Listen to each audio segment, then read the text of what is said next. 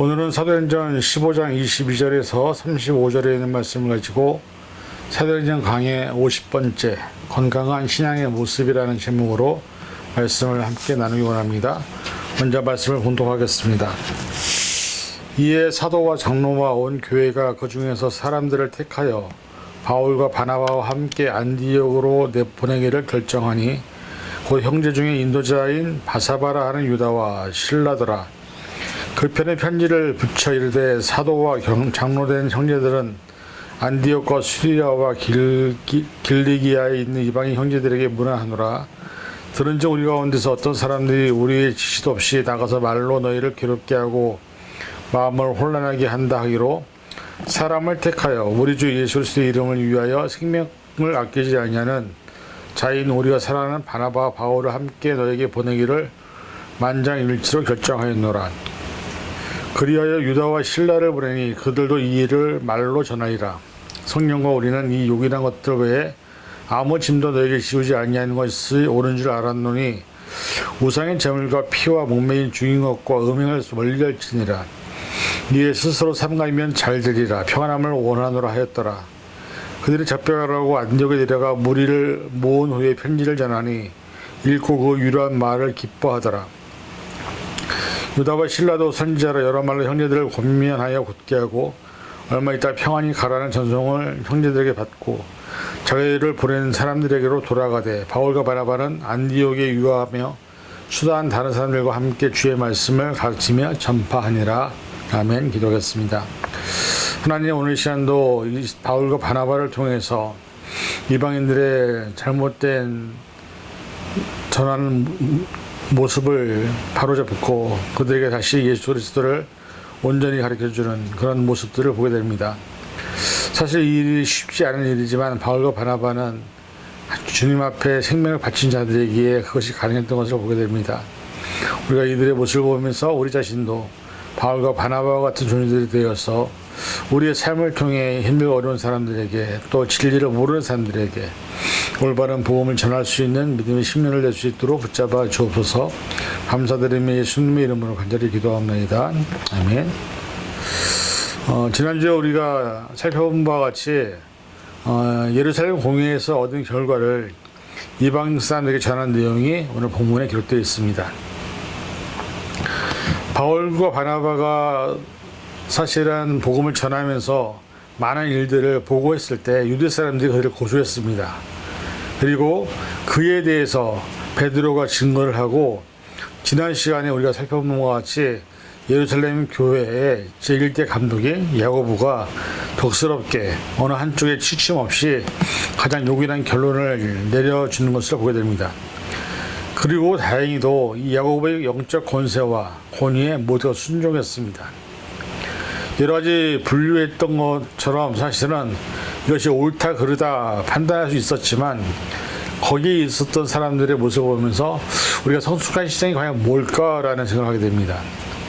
교회에서 우리가 신앙생활을 하다 보면 사실은 나와 다른 의견을 가진 사람들을 만나게 될 때가 있습니다. 그때 우리들은 대부분 내 감정이 상하거나 또 상대방이 인정하지 않기 때문에 그로 인해서 감정이 상하고 때로는 심지어는 싸움과 분쟁이 일어나는 것을 우리는 수없이 많이 보아왔습니다. 그런데 초대교회는 야고보 한 지도자의 그 말 한마디에 모든 사람들이 자기들의 의견을 그냥 내려놓고 그 야고보가 한 말에 순종하는 모습을 우리에게 보여줍니다.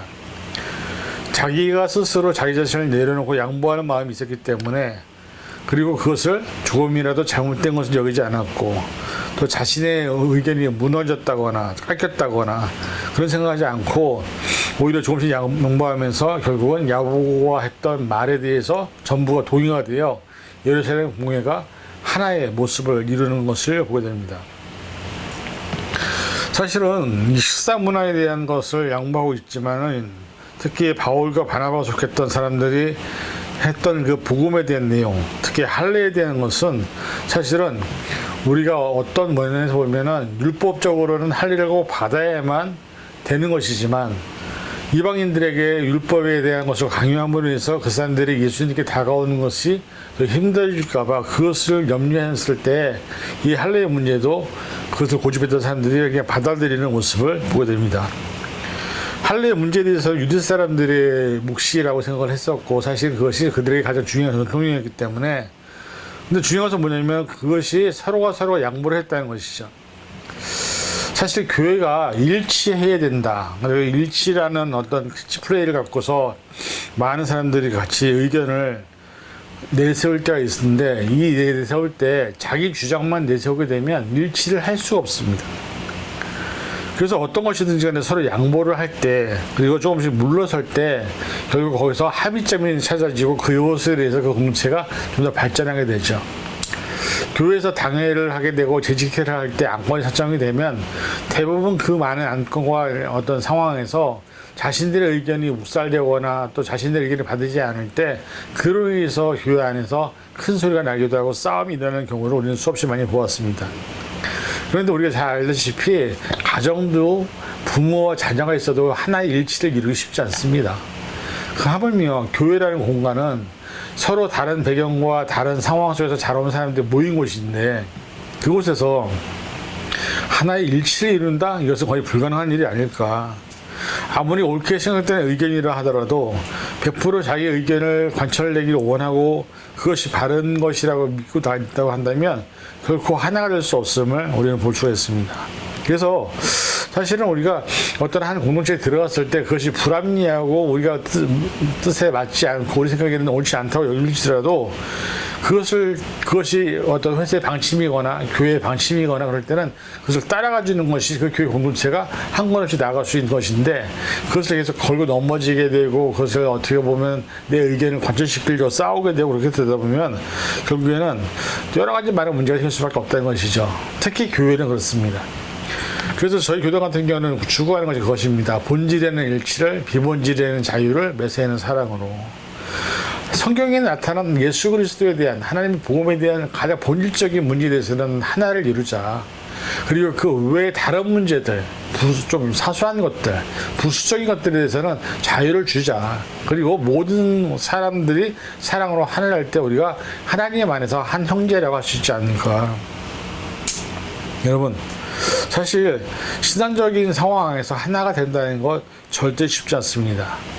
목회자뿐만 아니라 또 교육자들, 또 어떤 직분자들 서로가 다른 생각을 갖고 있기 때문에 그 다른 생각을 갖고 있는 사람들이 하나의 목표를 나간다는 것이 정말 쉬운 일이 아니죠. 그래서 한국에서는 예전부터 카리스마 있는 지도자라는 어떤 타이틀이 특히 중요했습니다. 왜냐하면 카리스마가 없으면 사람들이 따라오지 않기 때문이죠. 그리고 교회가 앞으로 갈 수가 없기 때문이죠.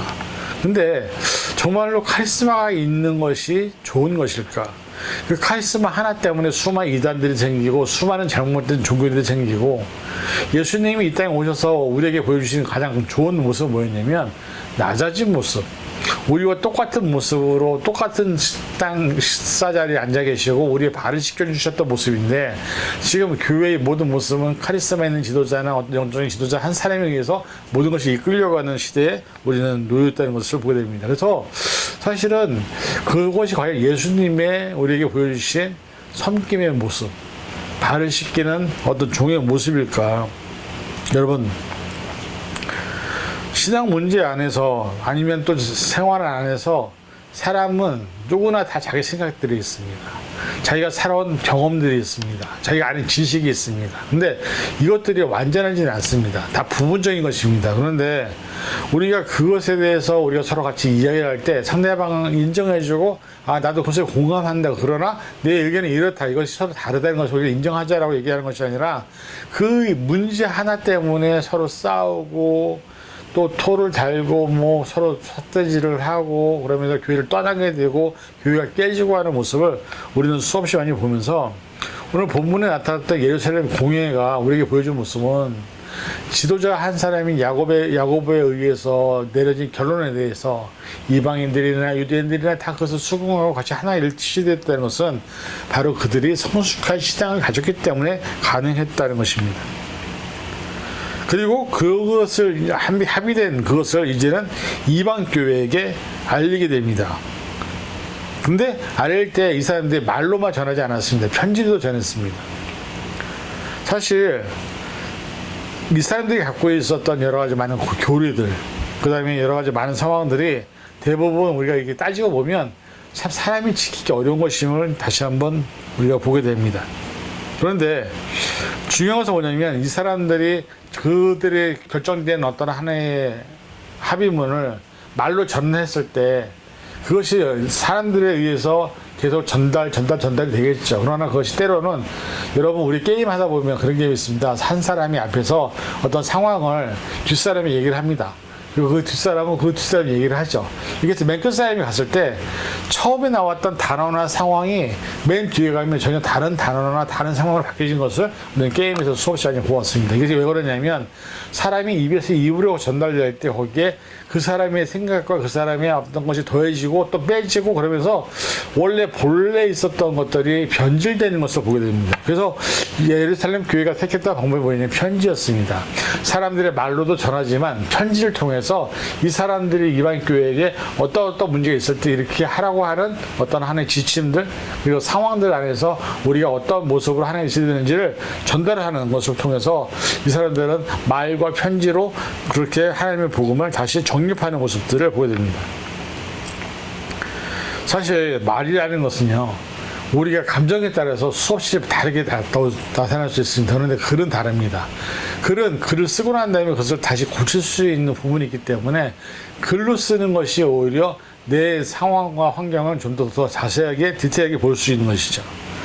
그래서 사실 우리가 어떤 책을 읽거나 또 시를 읽거나 소설을 읽거나 이렇게 보면 읽었을 때랑 볼 때랑은 전혀 다른 느낌이라는 것이죠. 왜냐하면 읽었을 때는 그 읽었었던 저자의 생각이나 그의 의도나 그런 모든 것들도 볼 수 있지만 보는 것은 그냥 그 상황에 주어진 환경과 상황을 보기 때문에 그것이 어떤 우리가 저자가 의도했던 것들을 때로 놓칠 수도 있다는 것이죠. 그래서 편지를 보냈다는 것 자체가 이 예루살렘 공회에서는 이방인들이 있는 곳에서 다른 이방인들로 인해서 수없이 많은 잘못된 것들이 전달되고 그 안에서 그들이 혼란을 갖게 되고 또 수없이 어려움을 겪게 됐을 그 상황들을 대비해서 바울과 바나바를 보내지만 바울과 바나바가 떠나고 났을 때 그들이 또다시 흔들릴 때는 그들에게 필요한 것이 글로 쓰여진 편지를 통해서 그들의 삶에 있어서 그들의 시장에 있어서 방향과 어떤 가야 될 길들을 보여주는 것이 대단히 중요했다는 것입니다.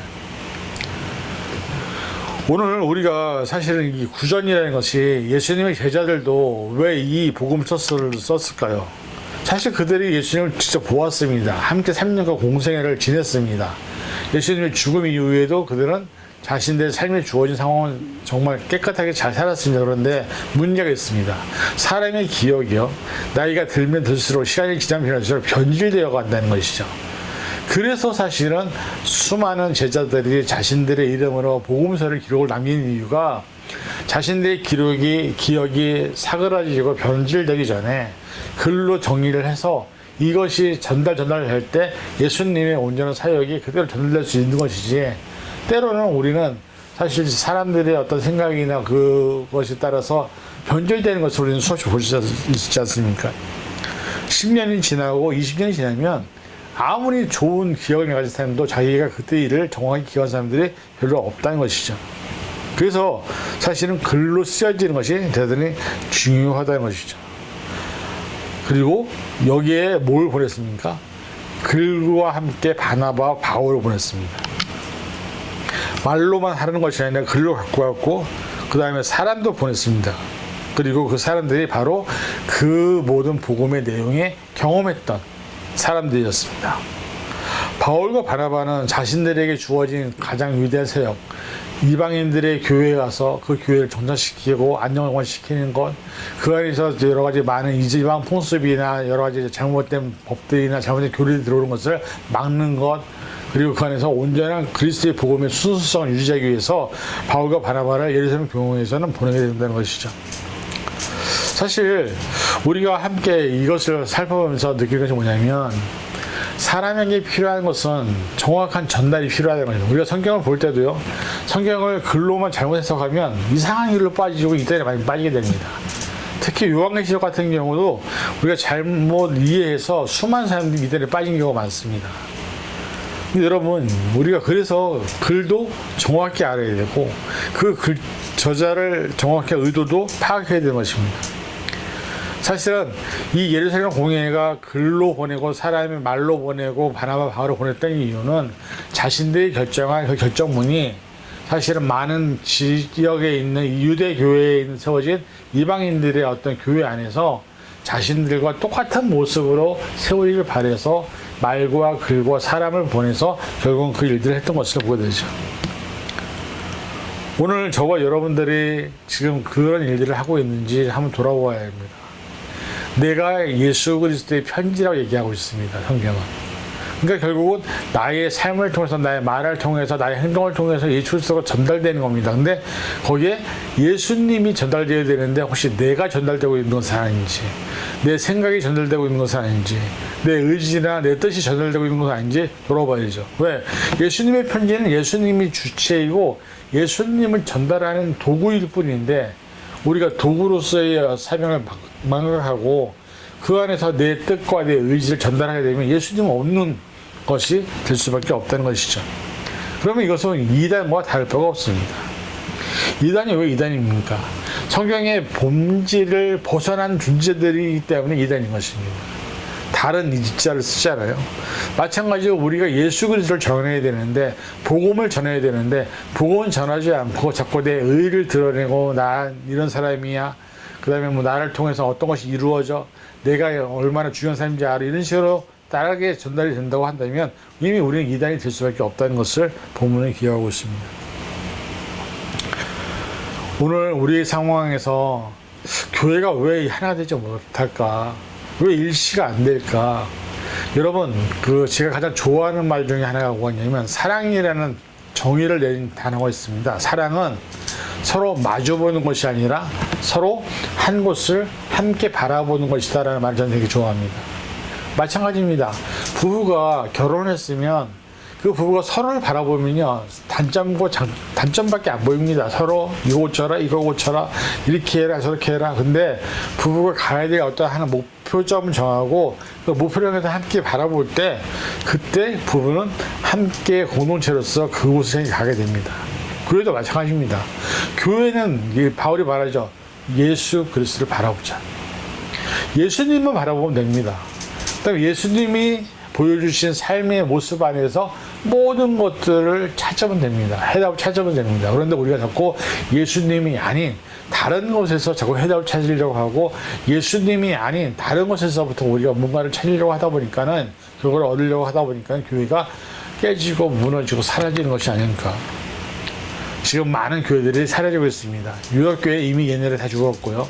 또 이제 미국 교회도 죽고 있습니다. 교회가 사라지고, 한인교회도 마찬가지입니다. 이때 필요한 것이 뭐냐면 예수 그리스도를 바라보는 것. 하나의 공동체가 예수님을 바라보고 예수님이 보여주셨던 행동, 예수님이 전해주셨던 말씀, 예수님이 하셨던 일들을 같이 해나가면 그 교회는 성장할 수밖에 없고 하나님이 함께하는 교회가 될 수밖에 없습니다. 왜? 예수님 주인이기 때문에. 근데 예수님 주인이 아닌 교회는, 사람이 주인인 교회는 무너질 수밖에 없다는 것을 우리는 수도 없이 많이 보았습니다.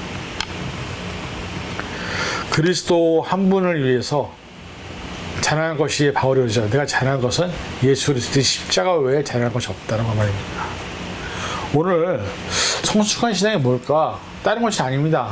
상대방과 내 의견이 다르다 할지라도 상대방의 의견 앞에서 내 것을 좀 죽이는 거, 한 템포 물러나는 거, 그리고 상대방의 것도 인정해 주는 거, 그러면서 복음 안에서 하나가 되는 거.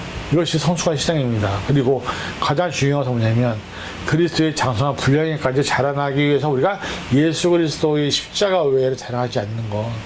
그 다음에 예수님이 보여주신 복음 앞에 충실히 서는 것, 복음만을 위해서 사는 것, 복음이 우리의 삶의 주인이라는 것을 인정하는 것을 우리가 함께 한다면 그 교회는 절대 무너지지 않게 된다는 것을 이 시간에 우리는 기억해야 될 것입니다. 그것이 교회의 일치라는 것이죠.